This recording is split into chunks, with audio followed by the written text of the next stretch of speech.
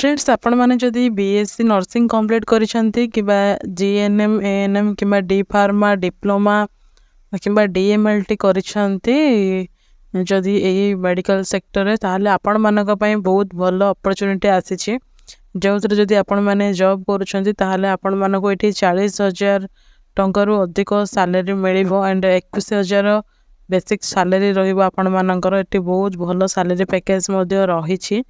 तो आम आज यही वीडियो माध्यम जॉब डिटेल्स विषय आम ये डिटेल्स जानी नेबा पैरामेडिकल स्टाफ वैकेंसी 2025 ये समस्ते अप्लाई करें एंड किभली भाव में अप्लाई करेंगे ताकि आम ये वीडियो माध्यम डिटेल्स जानी नेबा।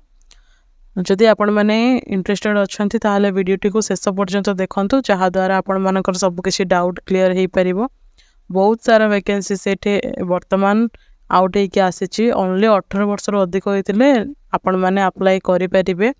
तो वीडियोटी को शेष पर्यंत देखंतु एंड निज फ्रेंड एंड फैमिली मेंबर मान सहित जल्दी जल्दी शेयर मत करनी। तो चलते डिटेल्स टी को देखी नेबा।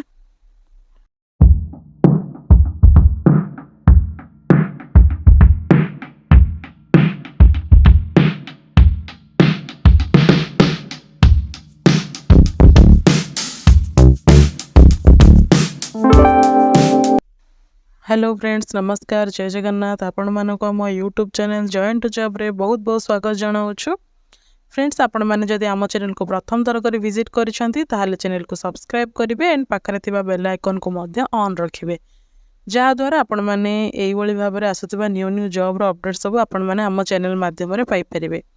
तो फ्रेंड्स देखंतु आरआरबी पैरामेडिकल स्टाफ रिक्रुटमेंट 2025 तो ये रेलवे तरफ रू बहुत सारा वैकेंसीज आसी। तो 434 पोस्ट एठी वर्तमान सुधा आसी जाइछि।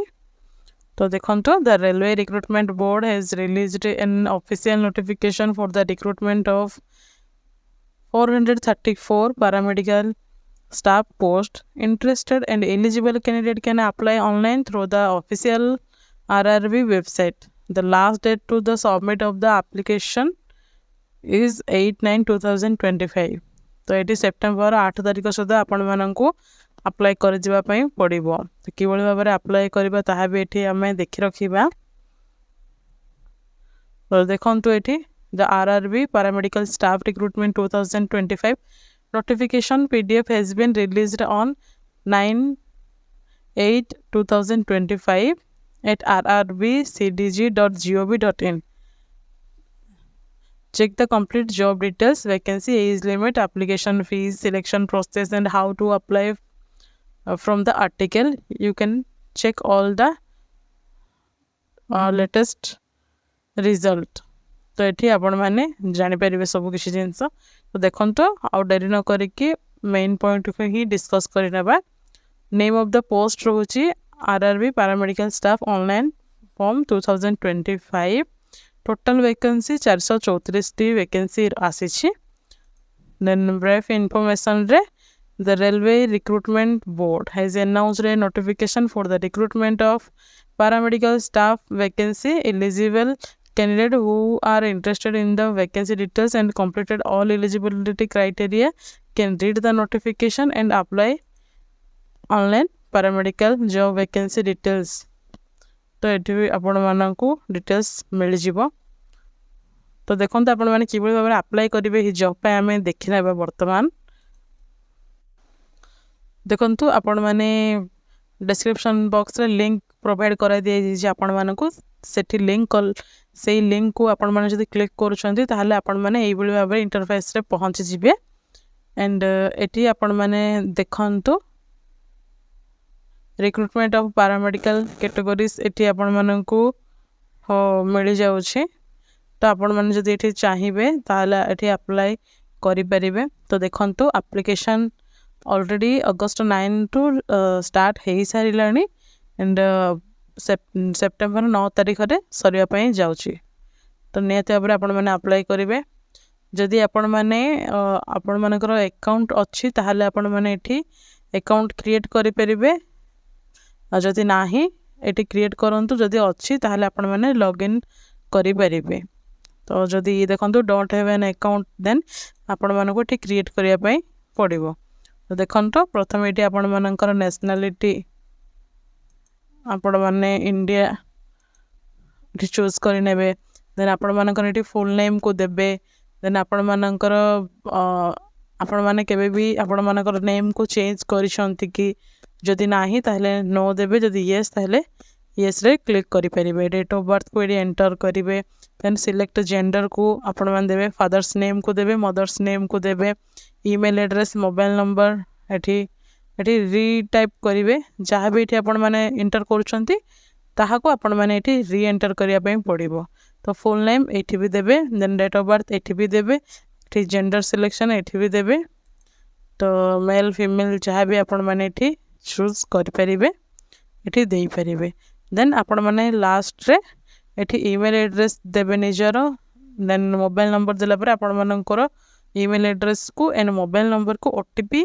जीवो से ओटीपी को आपण माने एठी देबे ताहले आपण मानकर वेरीफाई हे जीवो आपण मानकर email ID mobile number verify हे जीवो देन आपण माने बहुत इजीली अप्लाई करि परिबे देन आपण माने एठी पासवर्ड क्रिएट करिवे कन्फर्म पासवर्ड रे भी सेम पासवर्ड ही रखिबे then I am not robot यहाँ ऊपर क्लिक कर देबे देन आपण माने एठी preview and create an account रे क्लिक करि परिबे एठी क्लिक करले आपण मानकर अकाउंट ओपन हेगी आसी जिवो देन आपण मानकर मोबाइल नंबर एंड पासवर्ड को आपण माने एठी लॉगिन करिकि देखंतु एठी ऑलरेडी हैव अकाउंट एठी आपण माने लॉगिन करि परिबे जदि चाहिए आपण माने एठी निजर मोबाइल नंबर कि निजर ईमेल एड्रेस को दे परिबे एंड पासवर्ड को एठी एंटर कर सारला परे आपण मानकर एठी अकाउंट ओपन हे जिवो देन अकाउंट ओपन हे सारला परे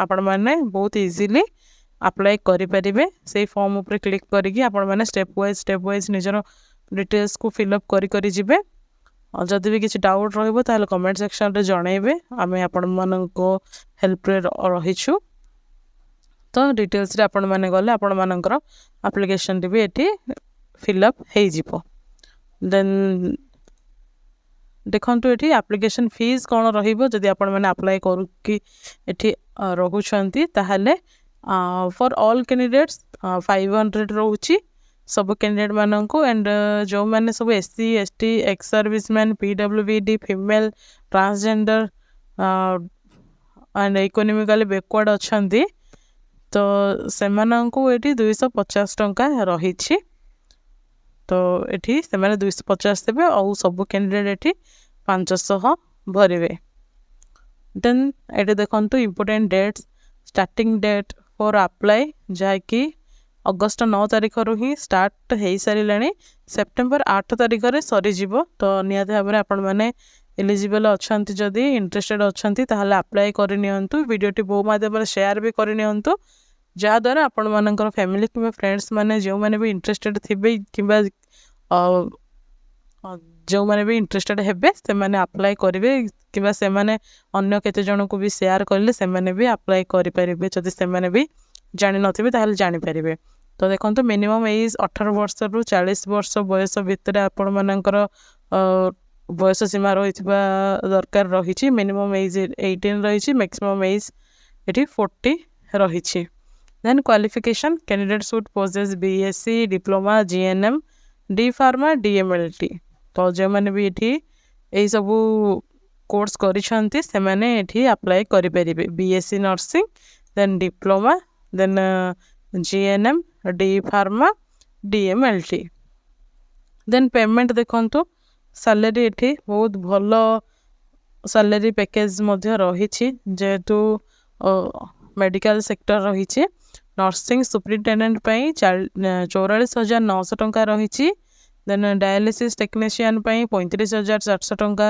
हेल्थ एंड मलेरिया इंस्पेक्टर पई एठी 35,400 टंका फार्मासिस्ट एंट्री ग्रेड 29,200 29,200 टंका रेडियोग्राफर एक्सरे टेक्नीशियन पई 29,000 to 29,200 ECG technician 25,500 laboratory assistant grade 2 पई 21,700 टंका तो ये कोर्स अनुसार आपणमानकर पोस्ट रहिबो से पोस्ट अनुसार आपणमानकर एठी सैलरी रही। तो हाईएस्ट सैलरी नर्सिंग सुपरिटेंडेंट रही जो मैंने सब बीएससी नर्सिंग करथिबे 44,900 टंका आपण मानक ये मिल जाऊँगी। देखो पोस्ट कौन कौन आसी जहाँकि इम्पोर्टेंट पार्ट रही नर्सिंग सुपरिटेंडेंट 272 पोस्ट आसी, dialysis technician 4 post, health and malaria inspector 33 post, pharmacist